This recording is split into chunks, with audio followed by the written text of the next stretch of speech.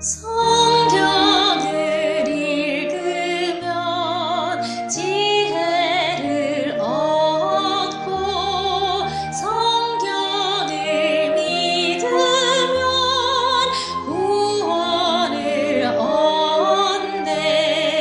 성경의 교훈을 따르는 자는 거룩한 성품을 이루어가리. 안녕하세요. 오늘은 제10과 흥겁게 동참하는 방법. 기억절 마태복음 9장 37절에서 38절 말씀. 이에 제자들에게 이르시되 추수할 것은 많되 일꾼이 적으니 그러므로 추수하는 주인에게 청하여 추수할 일꾼들을 보내주소서 하라 하시니라. 8월 30일 일요일 소그룹 하나님의 발상. 오늘의 말씀 창세기 1장 태초에 하나님이 천지를 창조하시니라. 땅이 혼돈하고 공허하며 흑암이 깊음 위에 있고 하나님의 영은 수면 위에 운행하시니라. 하나님이 이르시되 우리의 형상을 따라 우리의 모양대로 우리가 사람을 만들고 그들로 바다의 물고기와 하늘의 새와 가축과 온 땅과 땅에 기는 모든 것을 다스리게 하자 하시고 옛적의 선자들을 통하여 여러 부분과 여러 모양으로 우리 조상들에게 말씀하신 하나님이 이 모든 날 마지막에는 아들을 통하여 우리에게 말씀하셨으니 이 아들을 만유의 상속자로 세우시고 또 그로 말미암아 모든 세계를 지으셨느니라. 생각할 문제. 창조 때의 삼위일체 하나님은 어떻게 연합하셨는가? 두 번째, 창조와 구속 속에 나타난 삼일체의 연합은 어떻게 나타나는가? 오늘 우리는 어떻게 소그룹을 형성할 것인가 하는 주제로 생각해 보겠습니다. 첫째, 창조 사역 속에서 삼일체 하나님은 어떻게 연합을 나타내시는가? 창세기 1장 하나님은 세상을 창조하실 때에 서로 연합하셨습니다. 하나님이라고 하는 단어 자체가 복수적 의미로 쓰여집니다. 그럴 뿐 아니라 1장 26절에 보면 하나님이 이르시되 우리의 형상대로 우리의 형상을 따라 우리의 모양대로 우리가 사람을 만들고 라고 하는 구체적인 우리라고 하는 복수 단어를 통하여 한 분이 아니심을 알게 됩니다. 또 삼일체 하나님이라고 하는 그 암시가 우리라고 하는 단어를 3번 가량 사용하고 있습니다. 히브리서 1장 2절 1절 2절 또 요한일서 1장에 보면 이 아들로 만유의 상속자로 세우시고 그로 말미암아 모든 세계를 지으셨다고 이야기하면서 구체적으로 창조 사역을 이루시는 것은 성자 하나님 예수 그리스도의 사역이라고 하는 사실을 발견하게 됩니다. 우리 교과 142페이지에도 아버지와 아들과 성령께서는 창조에 함께 참여하셨다. 그분들은 각자의 임무가 있었지만 보이지 않는 연합 안에서 협력하셨다. 아버지께서는 설계자이자 위대한 건축가이셨다. 그분은 예수님을 통해 자신의 계획을 실행하셨다. 그리고 예수님은 능동적인 창조의 동인으로서 성령의 능력과 조화를 이루어 일하셨다. 그와 같은 초자연적인 행위는 우리의 이해를 초월한다. 구체적으로 오늘 건축적 용어를 써서 표현한다면 아버지는 설계자이시고 예수 그리스도는 그 설계에 맞추어서 건축하시고 요한복음 1장에 보면 그가 없이는 된 것이 없다고 말씀하시는데 곧 그는 말씀이다 그래서요. 그래서 창세기 1장에 보면 빛이 있어라 말씀하신 그 말씀을 하신 하나님께서 곧 예수 그리스도이심을 발견하게 됩니다. 건축을 다 지은 다음에 내부의 아름다운 시설들을 준비했던 것처럼 성령께서 그 마무리를 하셨다고 이해할 수 있게 되어집니다.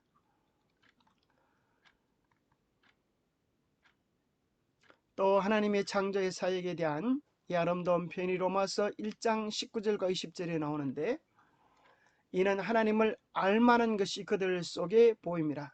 하나님께서 이를 그들에게 보이셨느니라.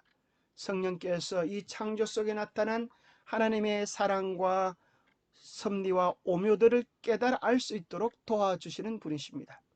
창세로부터 그의 보이지 아니하는 것들 곧 그의 영원하신 능력과 신성이 그가 만드신 만물에 분명히 보여 알려졌나니 그러므로 그들이 핑계하지 못할지니라. 자, 이 천지 만물 속에는 두 가지가 나타내는데, 하나는 하나님의 능력, 하나님이 무슨 일을 하실 수 있는가와, 두 번째는 하나님의 성품이 나타나 있습니다. 이 두 가지, 하나님의 능력과 하나님의 성품, 이것이 천지 만물 속에 있는데 이것을 깨닫게 해주시는 분이 성령님이십니다. 자, 그럴 뿐만 아니라 하나님은 우리를 구원하시는 일에 있어서도 함께 협력하셔서 일하신 것이 나옵니다. 하나님은 계획하시고 예수 그리스도는 그 명령에 따라서 이 땅에 보낸 바 되어지시고, 구체적으로 우리의 죄를 위하여 당신 자신의 생명을 아낌없이 십자가에서 쏟아 부으시고, 성령께서는 예수님이 탄생하실 때와 사역의 매 순간순간마다 성령께서 함께 하시고 힘주시고 도와주시는 것을 발견하게 됩니다. 그럴 뿐 아니라 예수님의 최종적인 사역인 부활 사역 속에서도 삼일체 하나님께서 함께 역사하시는 것을 발견하게 되어집니다. 요한복음 10장 17절, 내가 내 목숨을 버리는 것은 그것을 내가 다시 얻기 위함이니 이로 말미암아 아버지께서 나를 사랑하시느니라. 이를 내게서 빼앗는 자가 있는 것이 아니라 내가 스스로 버리노라. 나는 버릴 권세도 있고 다시 얻을 권세도 있으니 이 계명은 내 아버지에게서 받았노라. 그래서 예수님은 자원하는 심령으로 우리를 구원하기 위하여 당신의 생명을 주시는 분으로 나타나 있습니다. 예수 그리스도는 당신을 위하여 우리를 위하여 당신의 영원한 생명을 주셨고, 그를 무덤 가운데에서 살리시니는 로마서 8장 11절에는 또 함께 역사하시는 성령의 역사라고 기록해 줍니다. 예수를 죽은 자 가운데서 살리신 이의 영이 너희 안에 거하시면 그리스도 예수를 죽은 자 가운데서 살리신 이가 너희 안에 거하시는 그의 영으로 말미암아 너희 죽을 몸도 살리시리라. 똑같은 성령이 우리 안에 역사하시면 우리도 예수님처럼 무덤 가운데서 부활시키실 뿐 아니라 또 오늘 현재적으로 죄의 권세, 사망의 권세에서 우리를 이기도록 하셔서 죄에 대하여 승리할 수 있는 힘을 성령을 통하여 얻게 될 것이라고 이야기해 주고 계십니다. 고린도전서 15장 15절, 또 우리가 하나님의 거짓 증인으로 발견되리니 우리가 하나님이 그리스도를 다시 살리셨다고 증언하셨습니다. 만일 죽은 자가 다시 살아나는 일이 없으면 하나님이 그리스도를 다시 살리지 아니하셨으리라. 그래서 그리스도의 부활도 역시 삼위 하나님의 협력된 사역임을 발견하게 됩니다. 예수 그리스도 안에 있는, 자 여기 그죠? 내가 버릴 권세도 있고 다시 얻을 권세도 있다. 예수 그리스도의 권세이기도 하고, 또 예수를 죽은 자 가운데서 살리시는 성령이라고 말씀하기도 하시고, 또 고린도서 15장 15절에 보면 하나님이 그리스도를 다시 살리셨다라고 기록해 주고 있습니다. 그래서 구속의 계획은 영혼 무궁하신 분들의 상의를 통하여 수립되었고 함께 협력하셔서 그 일을 이루신 것을 보게 됩니다. 인류를 최대한 구원하는 것보다 하나님께 더 중요한 것은 없다. 그래서 삼위 하나님은 삼위일체라고 하는 말은 부부가 일심동체다는 표현과 같습니다. 창세기 2장에는 둘이 협력하여 한 몸을 이룰지니라 그랬습니다. 그것은 부부가 일심동체라고 표현하므로 몸이 하나다라고 하는 것은 아니죠. 두 개체이지만 하나로 연합되어졌다고 하는 것을 이야기하는 것처럼 삼위일체 하나님도 각자의 개성과 특성을 가지고 계시지만 우리를 창조하시고 구원하시고 또 하나님의 위대한 사역을 이루어 가심에 있어서 뜻과 목적과 이해가 하나 되심을 발견하게 됩니다. 그래서 그분은 정말 너무나 잘 연합하셔서 한 하나님이라고 표현하기도 하는 것이죠. 그래서 세 분은 다 여호와 하나님, 성부, 성자, 성령 하나님으로 표현하시고, 성부 하나님은 구체적인 사역을 이야기한다고 하면 권능적 사역 혹은 설계적 사역이라고 한다면, 예수 그리스도는 그것을 성취하시는 분 또는 중보하시는 분, 중보자 역할을 하시고, 성령 하나님은 그것을 구체적으로 적용하시는 사역을 하셔서 능률적으로 효율적으로 일하고 계심을 발견하게 되었습니다. 영감의 교훈 가운데는 아버지와 아들과 성령께서는 인간 동력자들을 통하여 일하신다. 우리는 하늘에 지극히 높으신 세 분 곧 아버지와 아들과 성령과 협력해야 하며 이들은 우리를 통해 일하시며 우리를 하나님의 동력자들로 만드실 것이다. 삼위일체 하나님께서 연합하여 일하셨던 것처럼 우리를 당신의 사역에 부르셔서 우리의 마음과 뜻과 생각들이 이 속에 온전히 협력되기를 주께서 기대하고 계시는 것입니다. 뿐만 아니라 우리도 삼위일체 하나님의 아름다운 연합처럼 연합하여 일을 할 수 있습니다.